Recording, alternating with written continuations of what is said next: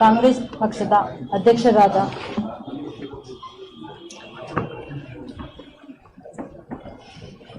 ಸನ್ಮಾನ್ಯ ಉಪಮುಖ್ಯಮಂತ್ರಿಗಳು ಆದ ಡಿ.ಕೆ.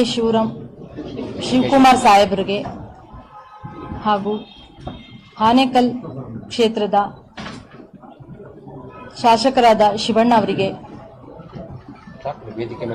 ಎಲ್ಲ ವೇದಿಕೆಯ ಮೇಲಿರುವ ಎಲ್ಲ ಗಣ್ಯರಿಗೆ ಹಾಗೂ ಮುಖಂಡರಿಗೆ ಹಾಗೂ ನನ್ನ ಛಲವಾದಿ ಬಂಧುಗಳಿಗೆ, ನನ್ನನ್ನು ಬೆಂಬಲಿಸಲು ಬಂದಿರುವ ನಮ್ಮ ಯಜಮಾನರ ಅಭಿಮಾನಿಗಳಿಗೆ ಎಲ್ಲರಿಗೂ ನನ್ನ ನಮಸ್ಕಾರಗಳು.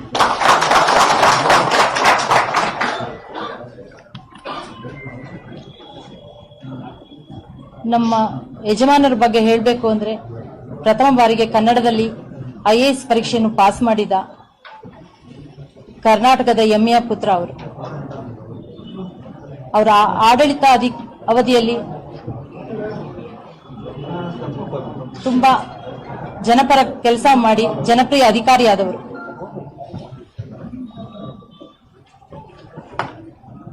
ಅವರು IAS ಮಾಡಿದ ಕಾರಣನೇ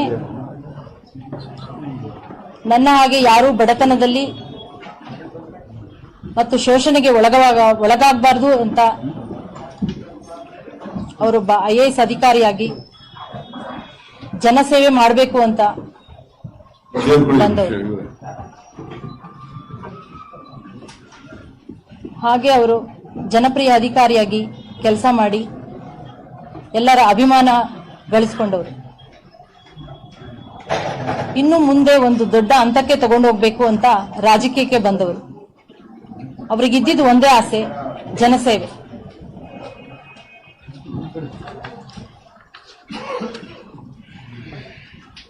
ಹಾಗಾಗಿ ಅವರ ಮುಂದಿನ ಕನಸು, ಅವರ ಗುರಿ ಏನಿತ್ತು ಎಲ್ಲವನ್ನು ಹಾಗೆ ಉಳಿಸಿ ಈ ದಿನ ಹೋಗ್ಬಿಟ್ಟಿದ್ದಾರೆ.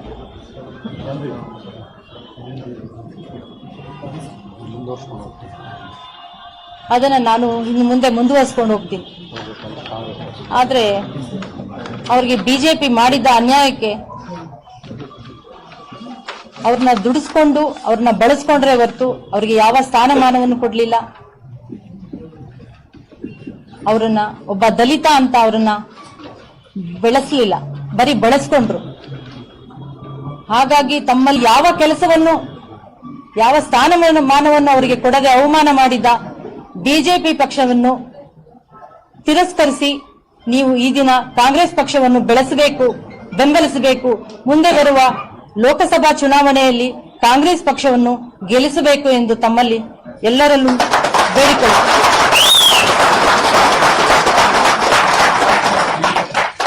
ಮುಂದಿನ ದಿನಗಳಲ್ಲಿ ನಮ್ಮ ಯಜಮಾನರಿಗೆ ಆದ ಅನ್ಯಾಯ ಮುಂದೆ ಯಾವ ನಾಯಕರಿಗೂ ಆಗಬಾರದು.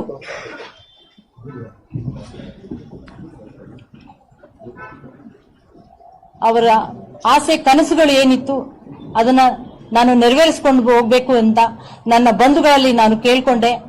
ಆಗ ಎಲ್ಲರೂ, ಅಕ್ಕ ನಾವು ನಿಮ್ಮ ಪರವಾಗಿ ಇರ್ತೀವಿ, ಅಣ್ಣವರ ಸ್ಥಾನವನ್ನು ನೀವು ತುಂಬಿ ಎಂದು ನನಗೆ ಶಕ್ತಿ ತುಂಬಿ ಈ ದಿನ ನನ್ನನ್ನು ಎಲ್ಲರೂ ಬೆಂಬಲಿಸಲು ಇವತ್ತು ನನ್ನ ಜೊತೆ ಬಂದಿದ್ದಾರೆ, ನನ್ನ ಶಕ್ತಿಯಾಗಿ ನಿಂತಿದ್ದಾರೆ. ಉಪಮುಖ್ಯಮಂತ್ರಿಗಳು ಡಿ.ಕೆ. ಶಿವಕುಮಾರ್ ಸಾಹೇಬರು ನನ್ನ ಕುಟುಂಬದವರಿಗೆ ನಿಮ್ಮ ಯಜಮಾನರ ಆಸೆಗಳೇನಿತ್ತು ಅದಕ್ಕೆ ನಾನು ಅವರ ಜನಪರ ಸೇವೆಗೆ ನಾನು ಶಕ್ತಿಯಾಗಿ ನಿಮ್ಮನ್ನು ಬೆಂಬಲಿಸುತ್ತೇನೆ ಎಂದು ನನಗೆ ಆಶೀರ್ವಾದ ಮಾಡಿದ್ದಾರೆ. ಮಲ್ಲಿಕಾರ್ಜುನ್ ಖರ್ಗೆ ಸಾಹೇಬ್ರವರು ನನಗೆ ಒಂದು ಪತ್ರನ ಕಳಿಸಿ ಅವರ ಮನೆಗೆ ಕಳಿಸ್ಕೊಂಡು ಅವರ ಧರ್ಮಪತ್ನಿಯೊಡನೆಗೆ ನನಗೆ ಸಮಾಧಾನ, ಧೈರ್ಯವನ್ನು ತುಂಬಿದ್ದಾರೆ. ಈ ದಿನ ಮಲ್ಲಿಕಾರ್ಜುನ್ ಸಾಹೇಬರ ಆಶೀರ್ವಾದ ಮತ್ತು ಈ ನಾಡಿನ ಮುಖ್ಯಮಂತ್ರಿಗಳಾದ ಸಿದ್ದರಾಮಯ್ಯನವರ ಸಾಹೇಬರ ಆಶೀರ್ವಾದ ಮತ್ತು ಉಪಮುಖ್ಯಮಂತ್ರಿಗಳಾದ ಶಿವಕುಮಾರ್ ಸಾಹೇಬರ ಸಮ್ಮುಖದಲ್ಲಿ ಅವರ ಆಶೀರ್ವಾದದೊಂದಿಗೆ ನಾನು ಈ ದಿನ ಕಾಂಗ್ರೆಸ್ ಪಕ್ಷವನ್ನು ಸೇರ್ಪಡೆ ಆಗ್ತಿದ್ದೀನಿ.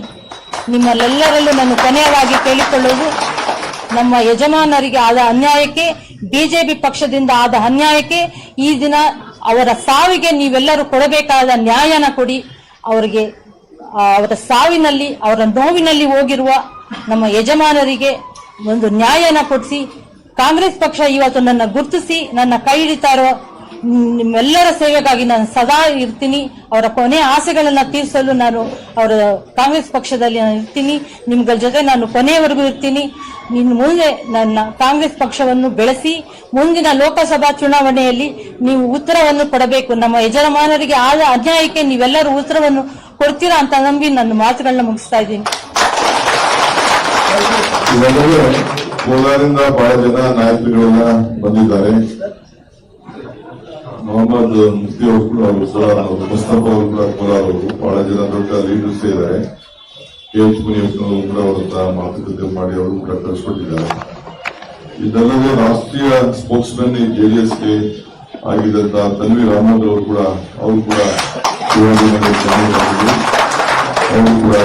ಬಂದಿದ್ದಾರೆ ಅಂತ ಪ್ರತ್ಯೇಕ ಮಾತಾಡಬೇಕಾಯಿತು. ಆಗಿಷ್ಟಕ್ಕೆ ಪತ್ರಿಕಾಗೋಷ್ಠಿ ಪ್ರಾರಂಭ ಆಗಿತ್ತು. ಅವರು ಕೂಡ ನಾನು ಈ ಸಂದರ್ಭದಲ್ಲಿ ಸ್ವಾಗತವನ್ನು ಮಾಡ್ತಾ ಇದ್ದೇನೆ. ಅವರು ಬಹಳ ಪಕ್ಷಕ್ಕೆ ಒಂದು ದೊಡ್ಡ ಶಕ್ತಿಯಾಗಿ ಬೇಕಾದಷ್ಟಿದ್ರು. ಇಲ್ಲಿ ಇಡೀ ಹಳ್ಳಿಯಲ್ಲಿ ಡಿಸ್ಟಿಕ್ ಲೆವೆಲಲ್ಲಿ ಮೊನ್ನೆ ಮಧ್ಯರಾತ್ರಿಯಲ್ಲಿ 11 ಗಂಟೆಯಲ್ಲಿ ನಾನು ಚನ್ನಪಟ್ಟಣದಲ್ಲೂ ಕೂಡ ಸುಮಾರು 12 ಜನ ಕೌನ್ಸಿಲರ್ಸ್ ಜನತಾದಳ ಕೌನ್ಸಿಲರ್ಸ್ ಕೂಡ ಹೋಗಿ ಸಿಟಿ ಅಡ್ಮಿಷನ್ ಮಾಡಿದ್ರು. ರೀತಿಯಲ್ಲೂ ಕೂಡ ನಮ್ಮ ಪಕ್ಷಕ್ಕೆ ಅಧಿಕೃತವಾಗಿ ಸೇರ್ತಾ ಇದ್ದಾರೆ. ಈಗ ಪಕ್ಷದ ಸೇರ್ಪಡೆ ಕಾರ್ಯಕ್ರಮ ಒಂದು ನಿಮಿಷ ಎಲ್ಲ ಕೂತಿರ್ಬೇಕು, ಎಲ್ಲ ಆಗಿದ್ರೆ ಯಾರು ಹೇಳ್ಬಾರ್ದು.